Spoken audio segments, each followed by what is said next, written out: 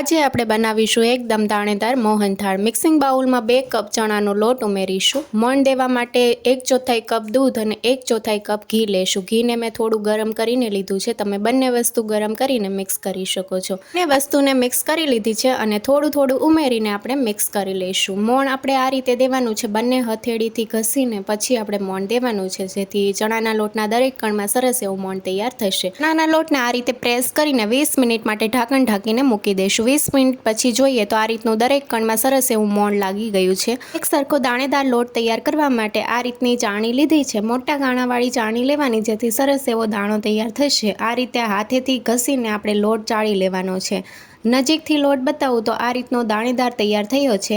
મોહનથાળ જેમાં સેટ કરવાનો હોય એ ડીશને આપણે ઘીથી ગ્રીસ કરી લઈશું અને હવે આપણે લોટને શેકી લઈશું। નોનસ્ટિક પેનમાં મેં 1 કપ ઘી લીધું છે। દાણેદાર લોટ તૈયાર કર્યો છે તે ઉમેરશું અને મિક્સ કરી લઈશું। ગેસની ફ્લેમ મીડિયમ રાખીને શેકવાનો છે। આ રીતે તમે જોઈ શકો છો કે મિક્સ થઈ ગયું છે। જેમ શેકાતો જશે એમ લોટ થોડો ઢીલો થતો જશે। લોટને શેકાતા 5 મિનિટ જેવું થઈ ગયું છે અને લોટમાં સરસ એવી કણી પડી છે। હવે આપણે મલાઈ ઉમેરીશું। મલાઈ મેં અડધો કપ લીધી છે। જો તમારે મલાઈ ન ઉમેરવી હોય તો તમે ઘીનું પ્રમાણ થોડું વધારે કરી શકો છો।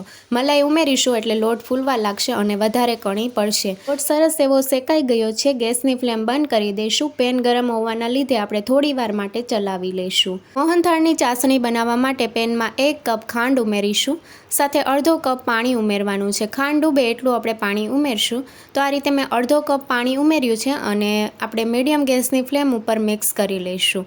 તો આ રીતે તમે જોઈ શકો છો બબલ્સ આવવા લાગ્યા છે, ખાંડ પણ પીગળી ગઈ છે। હજી થોડી વાર માટે આપણે ચલાવી લઈશું। ચાસણી ચેક કરવા માટે થોડું ઠંડુ થાય પછી આપણે આ રીતે ચેક કરી લઈશું। તો તમે જોઈ શકો છો એક તારની ચાસણી તૈયાર થઈ ગઈ છે અને હવે આપણે ફૂડ કલર ઉમેરી દઈશું। ફૂડ કલર ટોટલી ઓપ્શનલ છે, જો તમારે ઉમેરવું હોય તો તમે ઉમેરી શકો છો। સાથે ફ્લેવર માટે એલચી પાવડર ઉમેરીને મિક્સ કરી લઈશું અને ગેસની ફ્લેમ બંધ કરી દઈશું। હવે લોટ શેકેલો છે તેમાં આપણે આ ચાસણી મિક્સ કરી લઈશું। તો શરૂઆતમાં મિશ્રણ તમને ઢીલું લાગશે, પણ આ રીતે મિક્સ કરતા જશો એમ મિશ્રણ સરસ એવું થઈ જશે।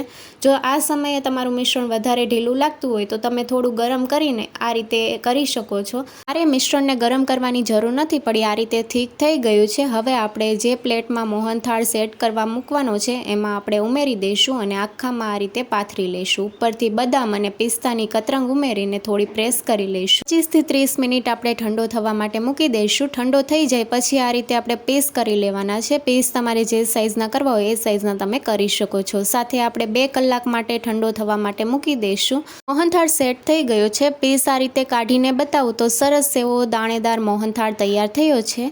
Thank you for watching.